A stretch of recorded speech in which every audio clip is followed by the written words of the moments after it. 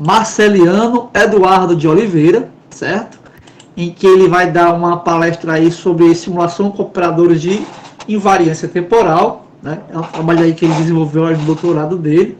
E vou fazer aqui uma rápida explanação aqui sobre o trabalho, sobre o que ele desenvolveu, né? Sobre quem é esse jovem aí, né? Então, o professor Marceliano ele é graduado em Física pela Universidade Federal de Mato Grosso. Ele é mestre em Física Geral pela Universidade Federal do Mato Grosso, também.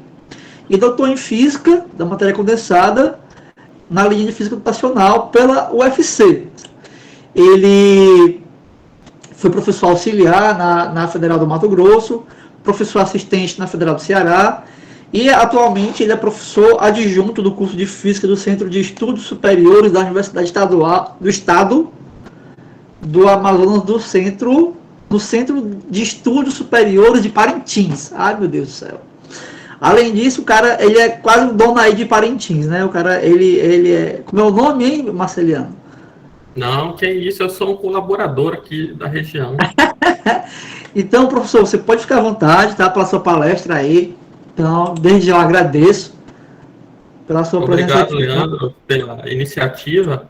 Então, de parabéns, colocar os meninos, ao invés de ficarem vendo novela, fazer um bocado de conta e assistir o que está sendo produzido na física, né? Cara, Muito bem. tava aí um aluno aí falando aí, o nosso jovem do nosso grupo aí, né? Professor, mas não vai ter um jogo, tal, o pessoal vai assistir ao jogo. Rapaz, então cada um tem a sua escolha de vida, né? Cada um tem as suas finalidades, né? A nossa é essa aqui, né? É isso aí. Então vamos lá, vou falar um pouquinho disso que a gente vem fazendo, né? O Leandro vem trabalhando comigo de longa data, desde meu doutorado no Ceará. A gente sempre faz um trabalhinho ou outro. E assim, a minha ênfase de pesquisa é na parte de simulação voltado para a questão das equações diferenciais parciais. Então, aquilo que eu possa simular com equações diferenciais parciais é o objeto de estudo do meu trabalho do dia a dia. Esse campo ele é um campo vasto em aplicação, né? Praticamente a gente pode fazer aplicação em qualquer ramo da física, né? Você sempre vai ter um modelo que tem uma equação diferencial. Quando não, você vai ter um modelo que tenha operadores lineares, mas esses operadores lineares, eles são operadores de autovalores das equações diferenciais também. Então, a origem de qualquer modelo físico, ela passa sempre por uma modelagem íntegro diferencial, né? Então, falar de simulação é falar de resolver equações diferenciais. O nosso campo de estudo é mais voltado para equações diferenciais parciais. E aí eu coloquei algumas coisas aqui para vocês que eu acho muito importante para quem quer aprender trabalhar nesse ramo. Então, assim, de uma maneira geral, você vai ter equações diferenciais que elas possuem uma forma canônica. Você pode fazer uma classificação do modelo que você está trabalhando baseado nessa forma em questão. Então, você pode ter equações diferenciais que seguem o modelo de hipérbole, elipse, parábola, e modelos lineares, né, que são mais raros um pouco, mas você também tem. Esse estilo de estudar a geometria, do ponto de vista da álgebra linear, é chamado de seções cônicas, porque você pega esses cones aí e corta ele de determinadas maneiras, e você obtém essa geometria específica da seção de corte. Então, aí a gente vê essa intersecção aqui na figura, né? Essas cônicas, elas possuem uma representação geral. Então, se você abrir um livro de álgebra linear e procurar lá na frente, vai ter lá a equação geral das cônicas, que é essa equação que a gente está vendo aqui em cima, com ax quadrado, b, d, e e f aqui. E aí a ideia inicial para você fazer classificação de equações diferenciais é que você pode escrever essas cônicas como uma forma bilinear, tipo essa daqui, que você também encontra num livro de álgebra linear. Então, essa propositura inicial nossa, você associa aqui esses valores que você propõe de maneira genérica, e observa que aqui nessa terceira equação, você pode evidenciar isso de modo a contemplar o que está na seção das cônicas, ou seja, eu posso associar uma cônica a uma forma bilinear. E isso é muito interessante quando se trata das equações diferenciais parciais. Vocês veem que eu gosto muito de texto. Geralmente tudo que eu faço tem muito texto, assim, para ficar bem explicadinho as contas, né? Aí, aqui, qual a ideia? Será que eu posso pegar uma forma geral de uma equação diferencial parcial de ordem 2 homogênea, e associar isso também com uma forma bilinear? Aí essa pergunta a gente responde com alguns poucos passos, né? Então você faz essa proposta aqui, e essa bilinearidade agora você vai estudar com operadores x e y, que são operadores de derivação parcial. Fazendo isso, você consegue observar a seguinte possibilidade, ó, que isolando esses termos todos que a gente está vendo aqui, com uma propositura, a gente consegue sim montar uma forma bilinear que representa uma equação geral homogênea de ordem 2. E isso é muito útil. Por quê? Porque aí você pode fazer essa classificação baseado no determinante dos coeficientes.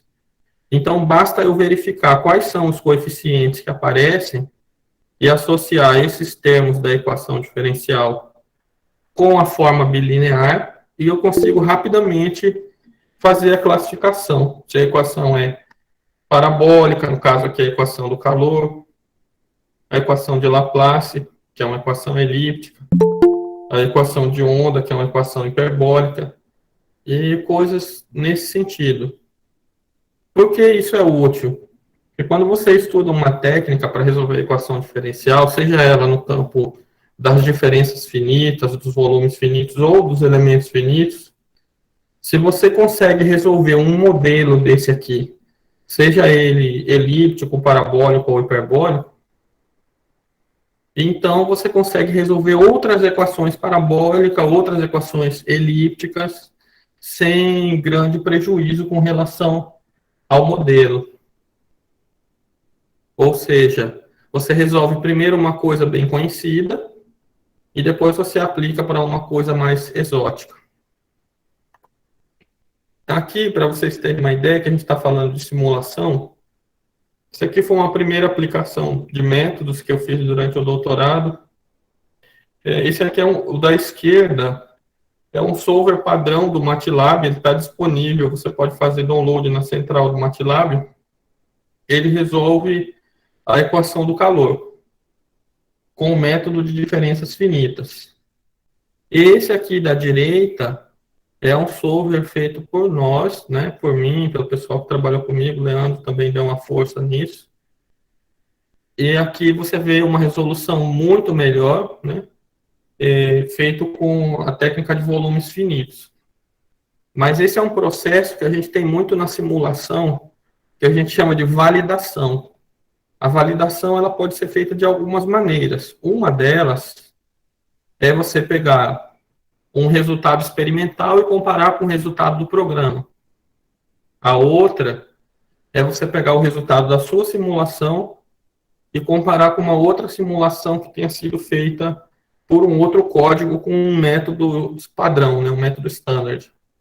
Então, a gente verifica uma boa validação desse solver com uma precisão muito melhor na questão das zonas de transição, né? Então, esse tipo de modelo que a gente está vendo aqui é um modelo de equação do calor. A equação do calor no formato padrão, para trabalhar com volumes finitos, a gente pode trabalhar ela desse modo aqui, onde o divergente dessa quantidade vai dar um laplaciano e esse gama está ligado com as constantes. O método dos volumes finitos, ele é um método similar ao método das diferenças finitas, no sentido de que se trabalha com séries de Taylor truncada também. Mas ele tem uma vantagem, que quando você faz a integração, essa integração ela traz consigo o teorema da divergência de Gauss. Então, quando eu faço essa integração aqui, onde a gente tinha divergente de um gradiente, eu troco isso por um escalar de área. Igual naquela questão do campo elétrico, que você tem o divergente e aí você passa pela lei de Gauss do campo elétrico a assumir a questão da integração do fluxo pela superfície fechada, né? Depois dessa integração aqui, utilizando as séries dos elementos, você vai obter algo desse sentido. Então, aqui é a derivação temporal, né? Você fica com o tempo da frente menos o de trás. Isso aqui numa série de Taylor truncada é uma evolução do tipo forward aqui para o tempo. E esse outro aqui são diferenças que você pega com relação ao ponto e o da frente. Forward também aqui. Foi usado o método θ. Esse método θ, ele contempla Euler backward, Crank-Nicolson e Euler forward. Então, é um método de integração tripla, que a gente pode escolher aqui entre uma técnica e outra. E aí, quando você vai resolver isso aqui, você vai pegar cada coeficiente desse e vai colocar com relação ao domínio, isso vai acabar gerando uma matriz. Matricialmente, esse sistema fica posto nessa forma aqui, onde esse chapéuzinho em cima significa que os elementos são matrizes. Esse que não tem chapéuzinho é um escalar, tá? Um menos θ é escalar, aqui são matrizes. Então, esse M é uma matriz quadrada, esse aqui é um vetor, uma matriz coluna, né? A gente pode seguir aqui e verificar a forma deles, ó. Então, aqui onde eu vi a φt mais 1, eu vejo aqui esse vetor T mais 1, φt, N, certo? Então, essa construção aqui é o que mora dentro de um programa que gera aqueles resultados gráficos que vocês viram aqui atrás. Então, na verdade, a gente transforma uma equação diferencial, a gente transforma ela no problema de álgebra linear matricial, que é resolvido com um programa de computador. Ou seja, fazer uma simulação consiste em resolver um sistema linear dessa forma, do tipo A, onde esse A é uma matriz quadrada, Φ, esse Φ é um vetor, tipo esse aqui, e esse B, que é um conjunto de constantes e vetores, pode ser um vetor coluna também, geralmente é um vetor coluna, assim. Então, a gente resolve esse sistema.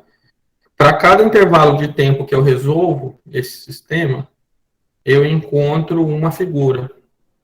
Então, é uma foto, cada vez que eu resolvo esse sistema, é uma foto dos estados do meu sistema. A questão até aqui, essa é uma simulação convencional. Então, aqui, você está tratando da propagação do calor, que ele saiu das bordas do domínio e avançou para essa região central, gerando uma distribuição de calor no domínio bidimensional, por exemplo. Até aqui é o procedimento padrão para você resolver uma equação diferencial. Agora, o que ocorre se nesse meu domínio, ao invés de eu ter ele livre para o calor fluir, imagina que essa peça tem um buraquinho. Então, o calor não passa por esse buraco.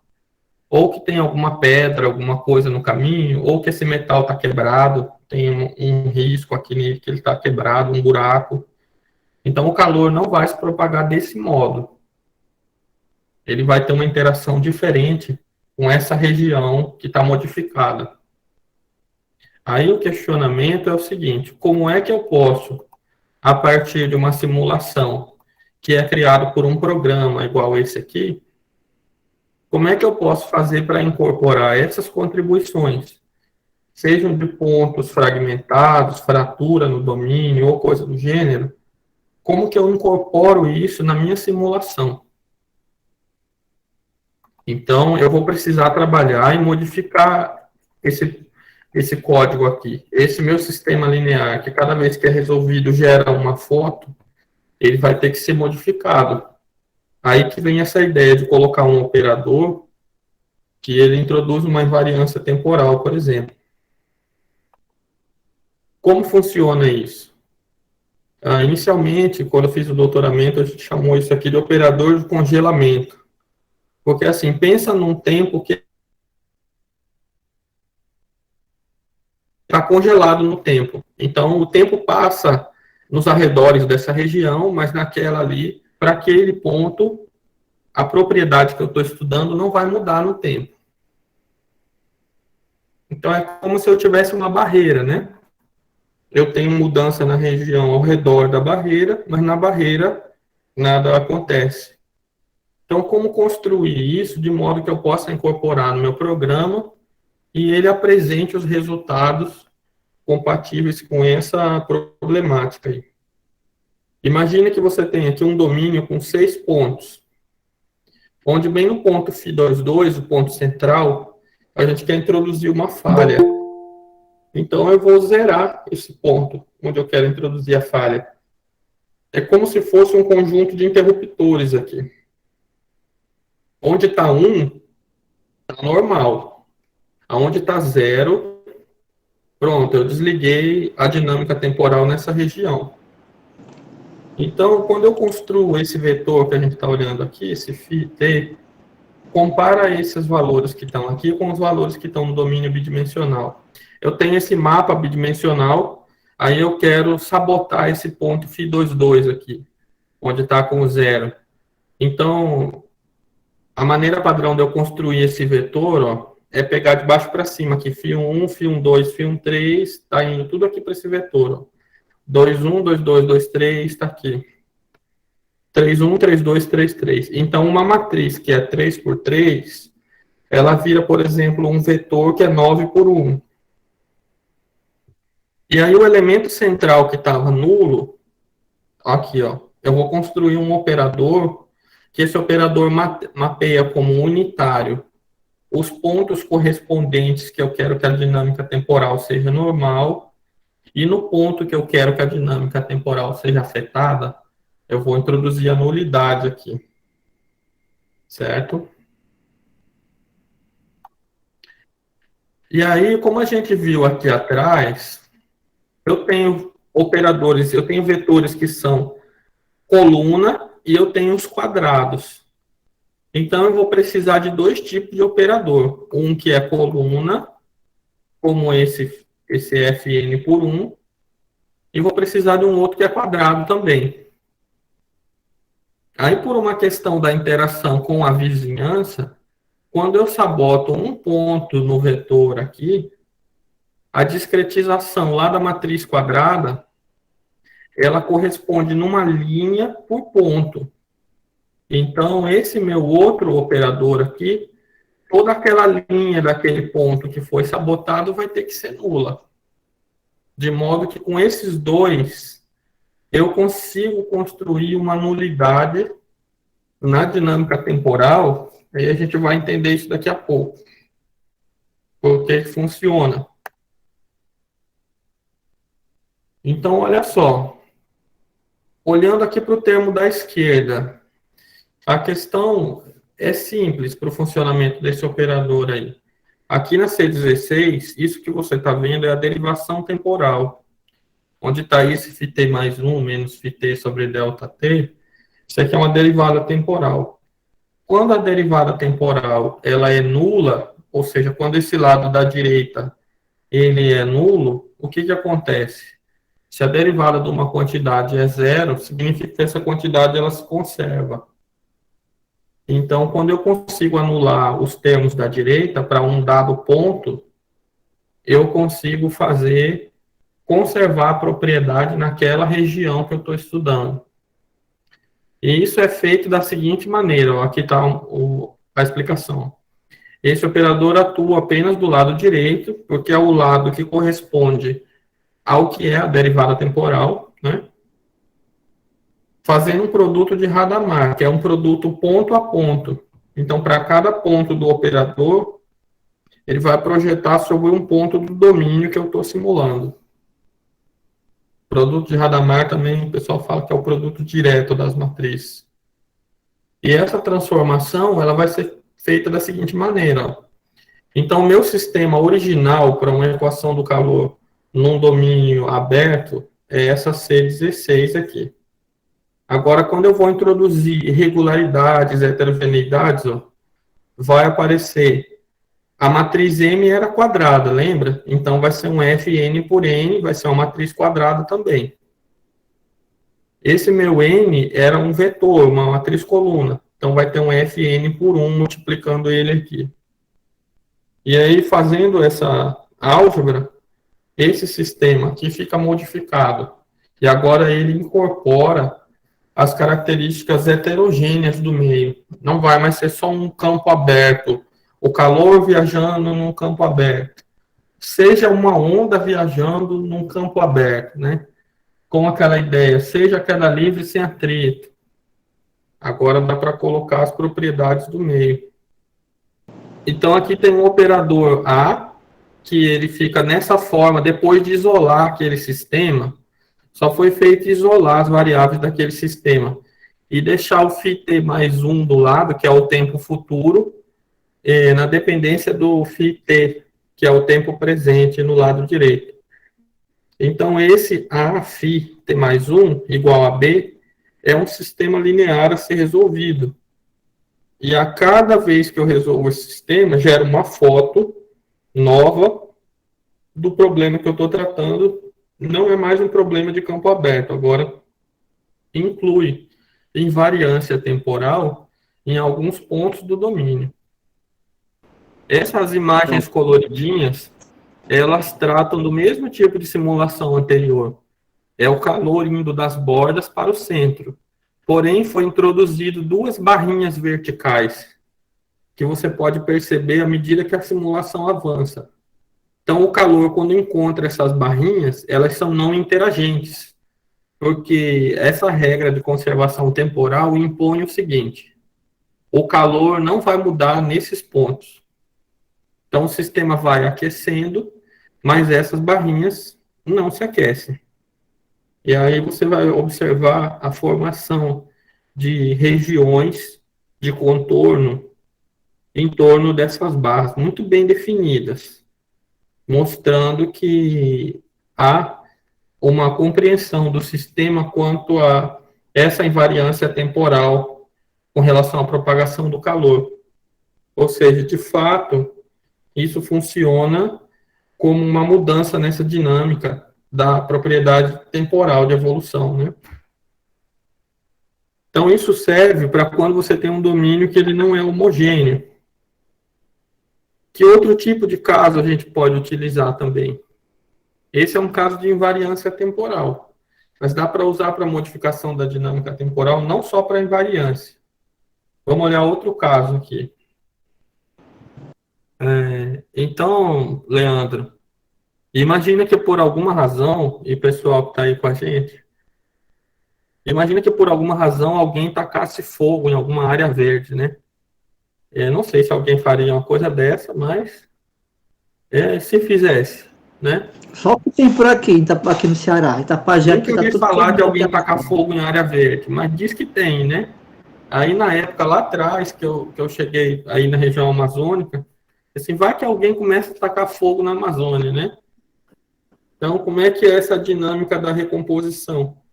A gente sabe o seguinte, que quando eu coloco fogo numa região verde, esse fogo, ele queima os sítios, e ele não queima os sítios de maneira uniforme, porque existe no chão um reservatório de sementes, né?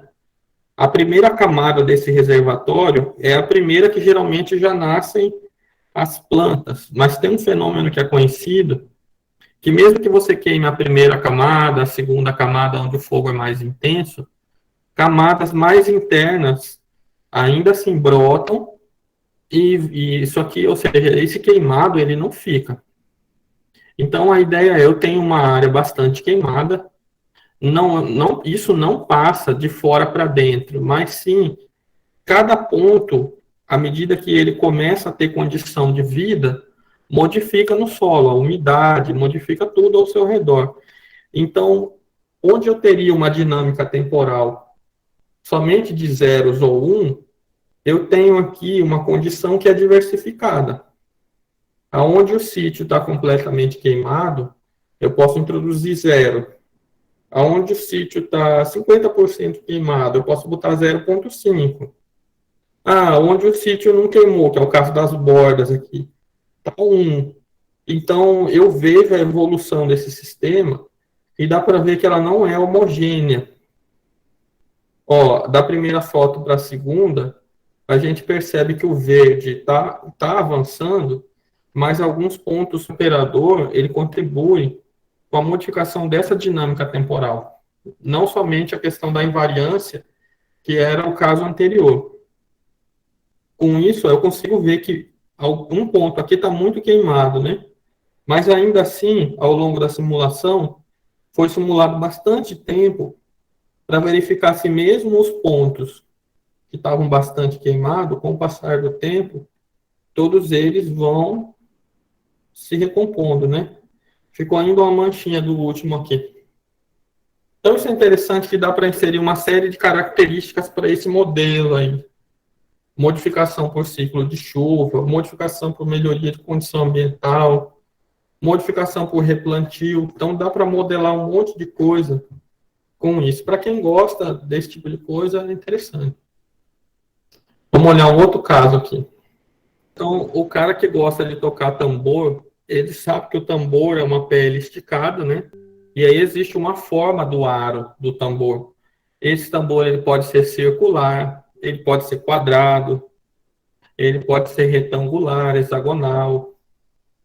E aí existiu um artigo que ele tratava dos autovalores das formas dos tambores. Porque quando você perturba a superfície do tambor, ela vai emitir um som. Aí a questão é, esse som é diferente dependendo da borda dos tambores? E a resposta é que sim, porque o espectro de autovalores, ele é diferente. Esse trabalho é um trabalho famoso, o trabalho do CAC, um matemático da área de matemática aplicada e computacional, mas ele faz a parte voltado para a álgebra linear. Nesse trabalho, o discurso é em torno dos autovalores e de uma forma, inclusive, que ele faz a reversão dela, que é um chamado tambor isométrico. Então, a questão qual é? Se eu posso conhecer a forma do tambor através dos autovalores, bom, mas eu tenho como fazer uma simulação que eu posso colocar as bordas desses tambores aí. Então, eu criei uma região octagonal, que é o que a gente está vendo aqui. E aí você coloca um estímulo no centro do tambor. Com o passar do tempo, você vai verificar o quê? Esse pulso de onda encontra a borda, interage, e vai ter formas específicas desses autovalores. Eu vejo isso nas formas de onda. Então, eu fiz isso para tambores quadrados, retangulares, losangulares, octagonal, hexagonal. E a gente verifica que cada qual tem a sua forma específica de autovalores. Dá para enxergar, a correspondência diferenciada que a forma da borda do tambor afeta o conjunto de autovalores, vendo as imagens da simulação de ondas se propagando nessas superfícies desses autovalores. O nome desse artigo que eu estava falando era se é possível ouvir a forma de um tambor, porque o som que você ouve, ele traz consigo os autovalores lá da superfície. Matematicamente, você demonstra que sim. E esse daqui, a ideia é que é possível ver a forma do tambor, né? E aí você vê isso como? Com simulações de pulso de onda em domínios que são interagentes com essa onda, mas que não são domínios de campo aberto, são domínios fechados introduzidos todos com esse mesmo operador. Tem algumas outras coisas que a gente já fez, como dupla fenda, uma série de outras questões, mas como isso aí faz parte de um artiguinho, eu achei melhor a gente não tratar por aqui. Então, qual é a ideia? A ideia é que se eu tenho uma simulação computacional e ela roda, eu consigo fazer uma onda propagar no espaço aberto. Então, a gente tem um operador que pode introduzir uma geometria. Pode colocar cadeira, mesa no ambiente, pode colocar o que for necessário, né? Eu apresentei, por último, um trabalho em 3D, só que aí já é um pouco mais sofisticado.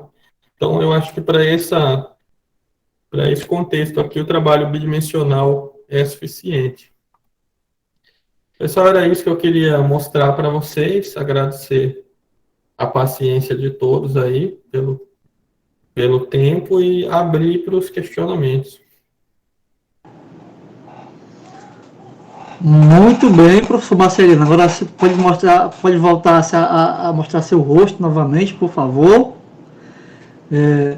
Então, esse é um trabalho que o Marcelino desenvolveu no doutorado dele, né? Um trabalho bem interessante, que ele criou esse operador, né?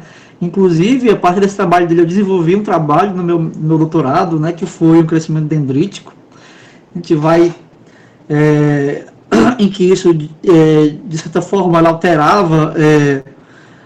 o crescimento, né, a taxa de crescimento no tempo, né, e também a isotropia do sistema. Então, esses operadores, né, eles vêm tanto a repetir problemas físicos tradicionais, né, como ele falou, né, que é o caso aí da ressonância, né, como o fenômeno da dupla fenda, né, como também trabalhos um pouco mais avançados, né, como esse trabalho que a gente falou do crescimento dendrítico que a gente desenvolveu no doutorado, e outras ideias que a gente pensa em desenvolver no futuro. Esse trabalho que ele comentou aí sobre a questão das queimadas, né? Então, trabalhos então, que tem muito pano na manga de fato, né? E que a gente vai tentar, né, ao longo do... Embora a gente tem muitos trabalhos, mas tentar desenvolver ao longo do nosso tempo aí, conforme a gente vai avançando no tempo, a gente pode tentar desenvolver os trabalhos. Então, eu queria agradecer novamente pela palestra do professor Marceliano, né? Um cara muito tranquilo, mostra as contas aí mesmo, ele abre as contas e mostra, né? E eu tenho aqui uma informação do professor Tiago, aqui lá do lado da UFC. Muito interessante a sua palestra, professor Marceliano. Acredito que o modelo de vocês, no caso dos incêndios florestais, é muito mais realístico do que o modelo de percolação Fire Forest. Pronto, é um modelo lá que tem gente que comenta sobre de percolação, acho que você já ouviu falar, né? A galera da estatística mexe muito, né, Tiagão? Mas fiquei na dúvida se seria interessante comparar a dinâmica entre os dois tipos de modelagem. Faria sentido?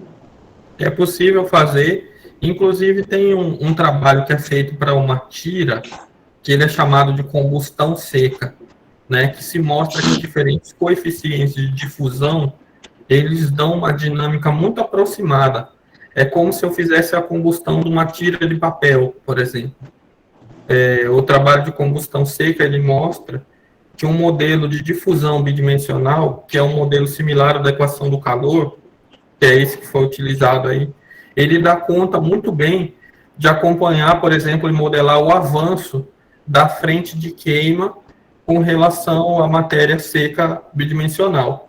Então, é esperado que a equação de difusão, com coeficientes diferentes, ela modele bem uma dinâmica, seja de combustão, né? Qual foi a ideia aí? Fazer uma combustão reversa. É como quando eu vejo no vídeo. No vídeo eu vou lá e eu taco fogo, aí o fogo vai e queima. Mas e se eu pegar e voltar ao contrário a fita, assim? Então, a ideia é tipo essa. A mesma difusão que levou à combustão é a difusão que traz de volta. Agora, a realística desse modelo, ela pode depender de colocar vários coeficientes. Então, eu tenho um cara lá que estuda, por exemplo, qual tipo de coisa foi queimada naquela região. É uma floresta que tinha principalmente tal tipo de árvore. essa árvore ela tem uma taxa de crescimento anual, por exemplo, e quando conhecida, isso pode ser adicionado para colocar mais precisão no modelo nesse campo inicial. Então, essas taxas que são puramente matemática, elas podem ser enriquecidas com a modelagem numérica ligado com quem trabalha nesse tipo de setor. Mas é esperado que a dinâmica da difusão dê um resultado bom e dá para fazer comparação, sim, com esses outros modelos, com certeza. Como eu falei aqui, o Thiago, esse trabalho tem muita pano para manga, né? Tem um trabalho que foi feito, inclusive, né, para fluidos, né? Inclusive a transformação foi citada, né? Então o cara pegou, então ele desenvolveu um trabalho, né? E também temos outro trabalho, por exemplo, tem um negócio chamado, né, como o Marcelo comentou agora há pouco, que são sistemas de fraturas, né? Então tem muitas áreas, por exemplo, em área de engenharia de petróleo, né, que foi uma área que a gente desenvolveu no mestrado, mas tem muitos sistemas fraturados, então essa questão de ter um domínio que tem um certo bloqueio, né, seja com zeros e uns, que é um bloqueio total, por exemplo, ou bloqueios intermediários, como é o caso de valores entre zero que estão entre 0 e 1, então tem muitos sistemas físicos desse tipo, né? Então, realmente, isso um desses é esse aí que você falou, né? Que é um sistema de percolação, que é muito comum, tanto, e tem uma aplicação, inclusive, né, sistemas críticos, né, Marceliano? Então, tem muitas coisas que a gente for olhar na literatura, a gente pode abordar bastante, né?